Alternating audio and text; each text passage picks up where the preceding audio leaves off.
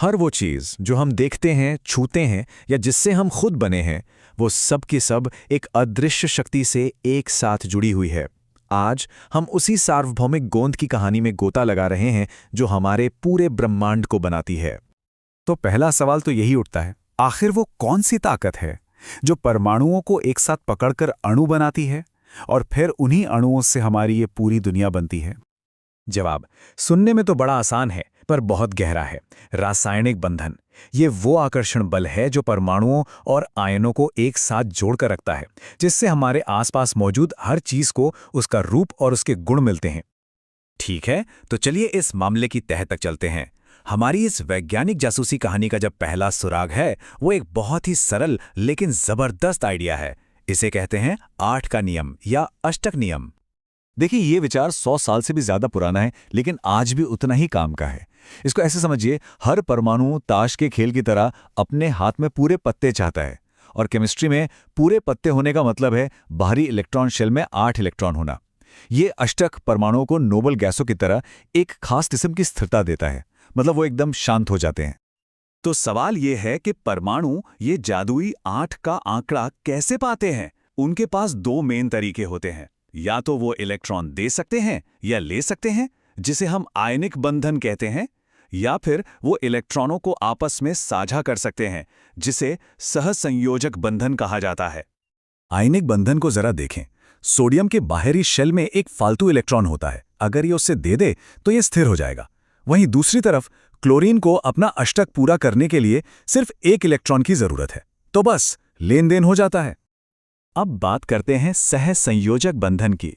सोचिए, 2 क्लोरीन परमाणु हैं, दोनों को एक एक इलेक्ट्रॉन चाहिए। कोई भी अपना इलेक्ट्रॉन देना नहीं चाहता, तो वो क्या करते हैं? वो एक एक इलेक्ट्रॉन साझा कर लेते हैं, एक पार्टनरशिप बना लेते हैं।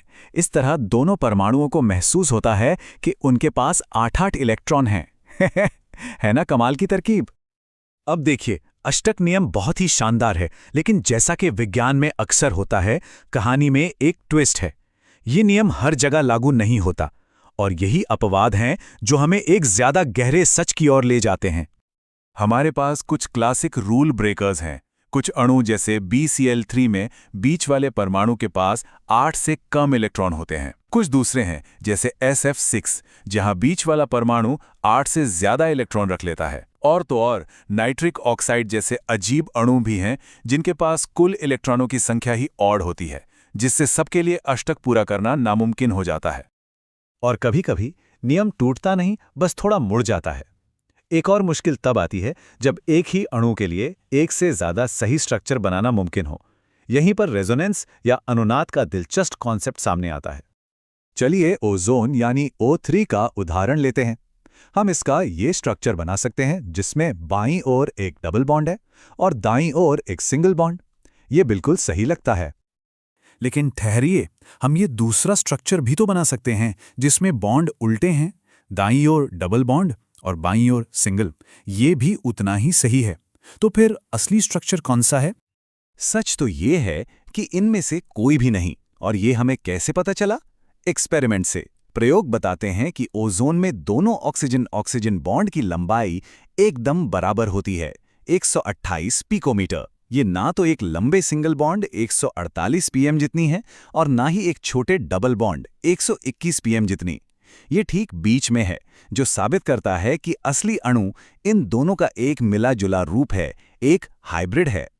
तो अब हम ये तो जान गए कि परमाणु क्यों बनते हैं, लेकिन कहानी का अगला पड़ाव है ये अणु किस आकार में बनते हैं। बात सिर्फ बंधन बनाने की नहीं है, ये आणविक वास्तुकला की है, यानी मॉलिक्यूलर आर्किटेक्चर। और ये आकार बहुत बहुत ज्यादा मायने रखता है। यही तय करता है कि एक अणु दूसरे से कैसे इंटरैक्ट करेगा, जो दवा बनाने से लेकर मटेरियल साइंस तक हर चीज पर असर डालता है। इसे समझने के लिए हमारे पास एक और बड़ा सुंदर सिद्धांत है, VSEPR। इसका मूल विचार बहुत आसान है। इलेक्ट्रॉन के जोड़े एक दूसरे को पसंद नहीं करते, वो एक दूसरे को धकेलते हैं। इसको ऐसे सोचिए जैसे कुछ गुब्बारों को एक साथ बांध दिया हो। वो अपने आप ही एक ऐसे आकार में आ जाएंगे जहां वो एक दूसरे से ज्यादा दूर रह सकें। और रेपल्शन का ये छोटा सा नियम कमाल के प्रेडिक्टेबल आकार बनाता है। ये हैरान करने वाली बात है कि एक ही नियम से कितनी अलग अलग तरह की ज्यामिति बनती है। ये स्लाइड दिखाती है कि कैसे एक केंद्रीय परमाणु के चारों ओर इलेक्ट्रॉन जोड़ों की संख्या सीधे सीधे अणु की ज्यामिति तय करती है। सबसे आसान मामला, दो इलेक्ट्रॉन जोड़ें। वो एक दूसरे से ज्यादा दूर रहना चाहते हैं, इसलिए वो एक सीधी रेखा बना लेते हैं 180 डिग्री के कोण पर, बिल्कुल सीधी लाइन। अब सोचिए 3 इलेक्ट्रॉन जुड़े हैं, वो एक चपटा एकदम परफेक्ट त्रिकोण बना लेते हैं, जिसे ट्राइगोनल प्लेनर कहते हैं, जिसमें हर कोने के बीच 120 डिग्री का फासला होता है। और 4 जोड़ों के साथ हमें ये मशहूर टेट्राहेड्रल आकार मिलता है, जो कार्बन के यौगिकों के लिए बहुत जरूरी है, जिसमें 109.5 डिग्री का कोण होता है। ये प्रकृति का एक सुंदर प्रिडिक्टेबल आर्किटेक्चर है। तो हमने अष्टक नियम से शुरुआत की, उसके अपवादों को देखा और अणुओं के आकार को भी खोजा। लेकिन एक गहरा सवाल अब भी बाकी है। असल में ये बंधन बनता कैसे है? इसके लिए हमें क्वांटम की दुनिया में उतरना होगा। वैलेंस बॉन्ड थियरी बताती है कि एक सहसंयोजक बंधन तब बनता है जब दो परमाणुओं के इलेक्ट्रॉन के घर, जिन्हें ऑर्बिटल कहते हैं, आपस में थोड़ा मिल जाते हैं या ओवरलैप करते हैं। ये वो साझा जगह है जहां शेयर किए गए इलेक्ट्रॉन रहते हैं और दोनों नाभिकों को एक साथ खींच कर रखते हैं। और जितना ज्यादा ओवरलैप होगा, बॉन्ड उतना ही मजबूत होगा। पर इससे एक पहेली खड़ी हो जाती है। मीथेन CH4 को ही लीजिए।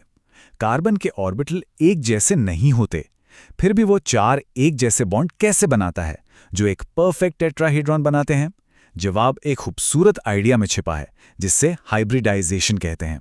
कल्पना कीजिए कि कार्बन बॉन्ड बनाने से ठीक पहले अपने अलग अलग तरह के ऑर्बिटल्स को एक ब्लेंडर में डालकर मिला देता है।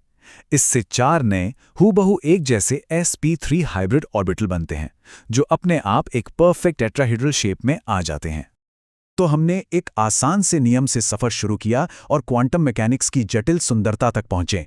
रासायनिक बंधन ही वो शक्ति है जो हमारे ब्रह्मांड को एक साथ पिरोती है, जो सरल सिद्धांतों से कमाल की जटिलता पैदा करती है। और ये हमें सोचने पर मजबूर करता है, इन बुनियादी नियमों की समझ के साथ हम आगे कौन सी नई दुनियाएं बनाएंगे।